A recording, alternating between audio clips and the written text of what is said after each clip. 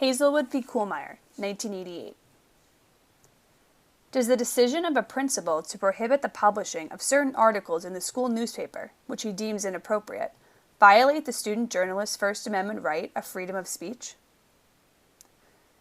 In 1983, students in a Journalism II class at Hazelwood East High School were responsible for writing and editing their school's newspaper, The Spectrum. In May, the school's principal, Robert E. Reynolds, received the proofs for the May 13th issue and found 2 articles to be inappropriate for school. The controversial articles discussed the topics of teen pregnancy and the impact of divorce on students at school. In the article on teen pregnancy, students shared their experiences and opinions on the topic, but the girls' names were changed to protect their identities. The article on divorce discussed one student's experience with her parents' divorce, while depicting her father in a negative light. The principal forced the students to remove the articles. With the printing deadline quickly approaching, there was no time to edit the paper, causing entire pages, including unobjectionable articles, to be eliminated from the final edition.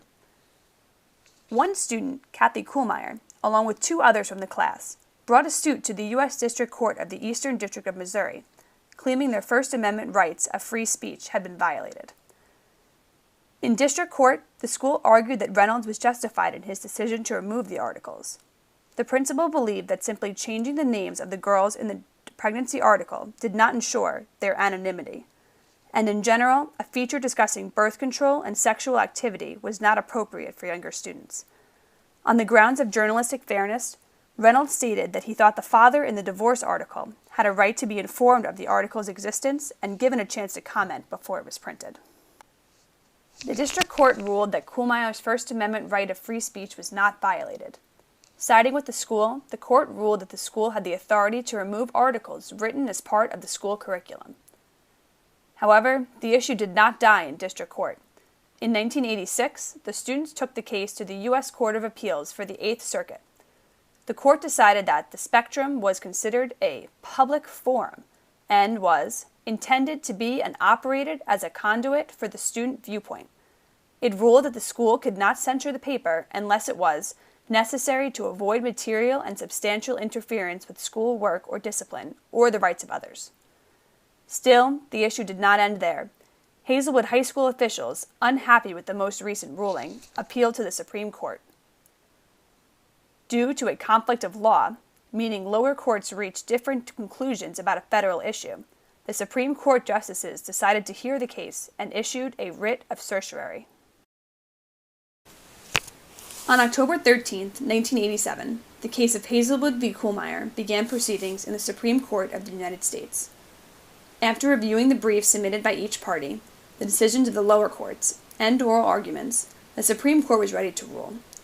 In a 5-3 decision, with 1 vacancy, the court held that the First Amendment did not require schools to affirmatively promote particular types of student speech.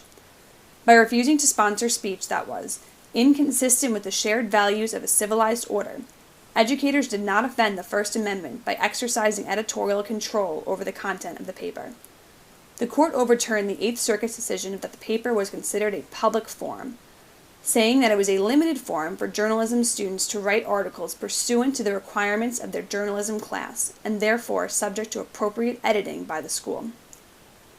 The breakdown of the decision was as follows.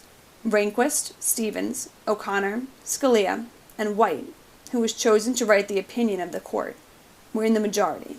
Brennan, Marshall, and Blackmun were in the minority, with Blackmun writing the dissenting opinion. Why was this case so significant?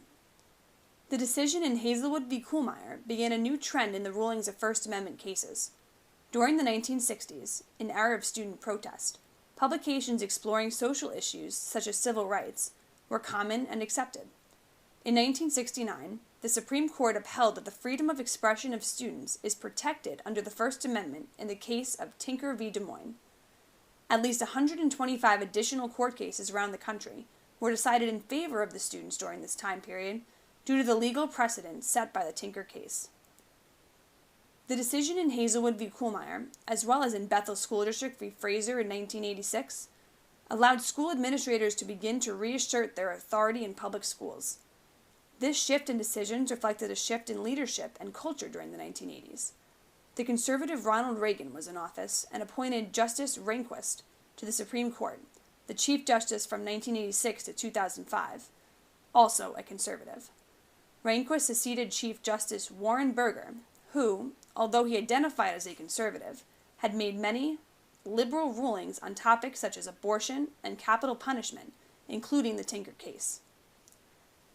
The court's decision in Hazelwood v. Kuhlmeier struck a devastating blow to scholastic journalism, significantly cutting back on the First Amendment protections of public high school students.